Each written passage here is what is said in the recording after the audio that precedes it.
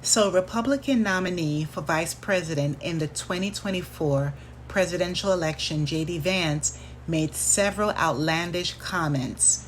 Many of his remarks from the past are coming back to haunt him, particularly his comment about our country being run by childless cat ladies who are miserable at their own lives. Back in July 2021, not too long ago, he made an appearance on Fox News' Tucker Carlson Tonight. Isn't afraid of getting political.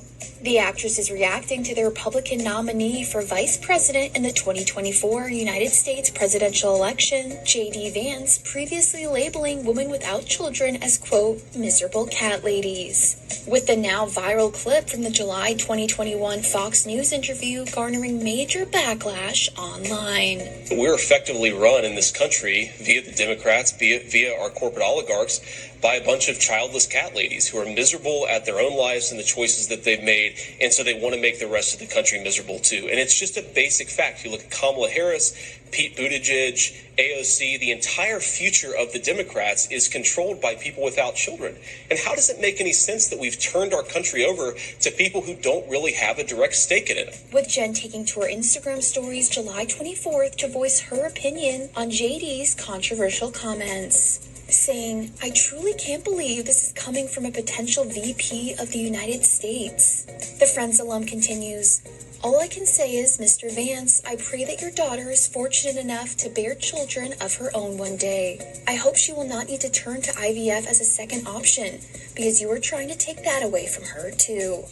And this issue seems to touch close to home for Jen, who has been candid about her own difficulties to have children, revealing in an interview with The Lore in 2022 her struggles with fertility, explaining, it was a challenging road for me, the baby-making road. I was trying to get pregnant. I was going through IVF, drinking Chinese teas, you name it. I was throwing everything at it. I would have given anything if someone had said to me, freeze your eggs, do yourself a favor. You just don't think it. So here I am today.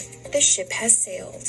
However, the morning show actress shares that she's now at peace with that chapter of her life being over, saying, I have zero regrets. I actually feel a little relief now because there's no more, can I, maybe. I don't have to think about that anymore. I'm wondering, like thousands of other people, does J.D. Vance realize he's living in a modern era?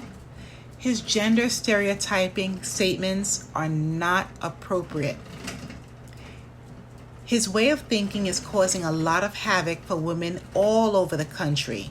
And it was only 11 days ago when the nation learned that the Ohio junior senator will be Donald Trump's nominee for VP. Republicans and Democrats are criticizing him. There are people in his own party who really aren't impressed by Trump's choice. J.D. Vance went on to say that the Democratic Party was being led by people who did not have a direct stake in the future of the country because they didn't have children. Several women have shared their feedback, one being the Hollywood actress Jennifer Aniston, famous for a role in the Friends sitcom. As Jennifer Aniston stated, not every woman is able to have children. These women may have had ongoing difficulties to bear children, even with years of effort, strain on their bodies and mental health. Others had to invest financially to have IVF, in vitro fertilization, donated sperm, or surrogacy too.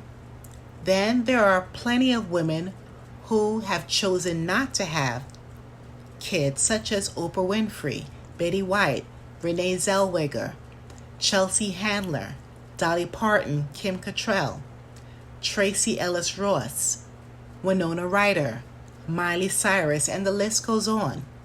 And although J.D. Vance is a 39 years old who has earned a law degree, he has some experience in politics and a business career in venture capital, many of his comments are totally insensitive and immature. There's nothing wrong if a woman decides not to have children. In regard to the Vice President Kamala Harris, she's very experienced as a prosecutor, state senator, and has completed 3 years in her current role. And she has stepchildren. That counts, right?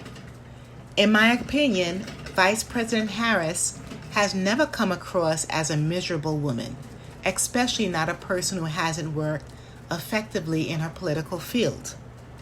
Nor has the myriad of women who are childless or even unmarried. Conservative women have and still are speaking out against J.D. Vance.